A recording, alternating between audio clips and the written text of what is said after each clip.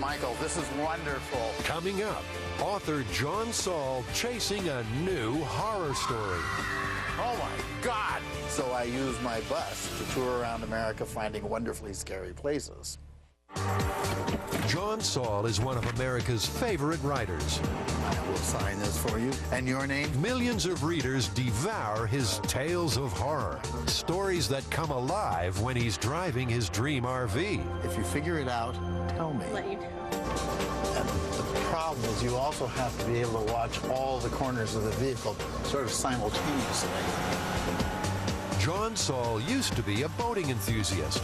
He didn't like coaches until he drove one. Now he's a die-hard devotee of RVs.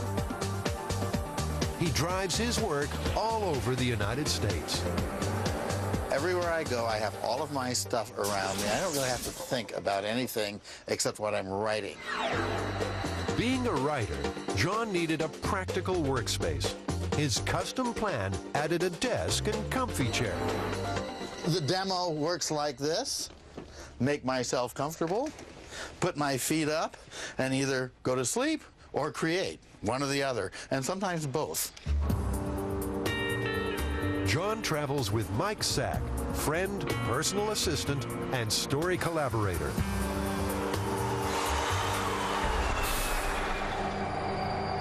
Their coach trips are deliberately planned to provide inspiration. It's great. Yeah, this looks like it's going to be a really good spot. Perfect. Oh, look at that old water wheel. Whatever they discover on their travels is transformed via their vivid imaginations into the next best-selling horror paperback. Oh, there's a body. We do this all the time. Most of our conversation has nothing to do with real life at all.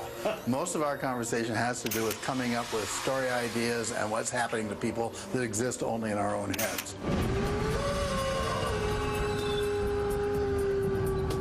One of the great things about a coach is you can show up in a town or a place or an area where there's no place to stay.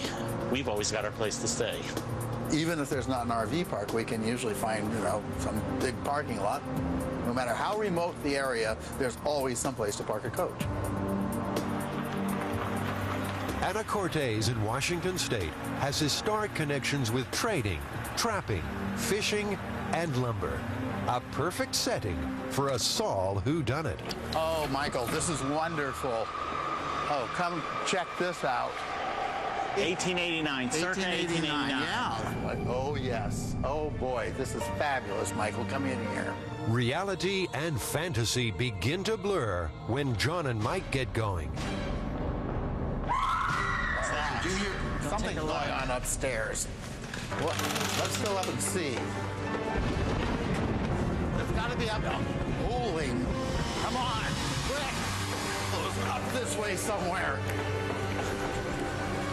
It takes John and Mike 6 months to hit upon a story idea and research it on the coach trip. There was a body. There was somebody here. There's definitely a message going on. Yeah, there's just too much happening in this building. One of the great things is, as you can see, it's a little dusty up here, and when we're done, we'll just zip right down and wash up in our bus and change, and we're off and running.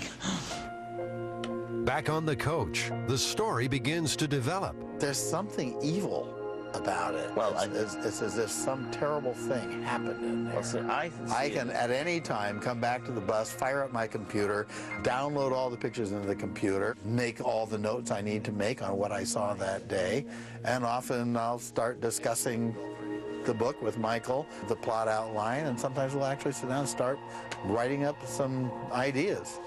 It's a traveling nerve center. That's the face I was seeing in my mind. John's customized nerve center also includes a full-size kitchen, better than you'd find in most homes.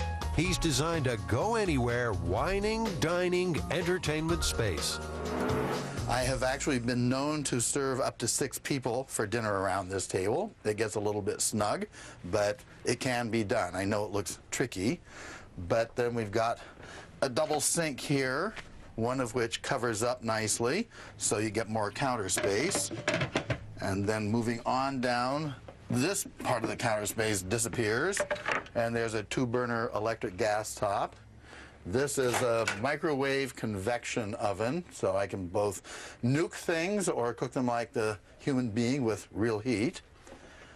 Then below that is one of my personal favorites, the dishwasher, which is cleverly stowed, so if I'm sitting at the table here, I can simply move things from the table into the dishwasher without even getting up. Just hand them off and it all disappears.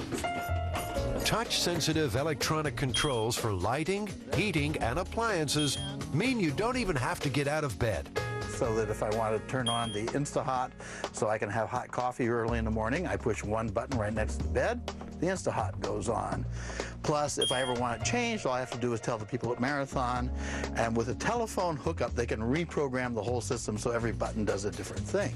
For a man who admits to a fear of flying, the Coach has opened new vistas. The theme of this RV is make John comfortable, and it works really well.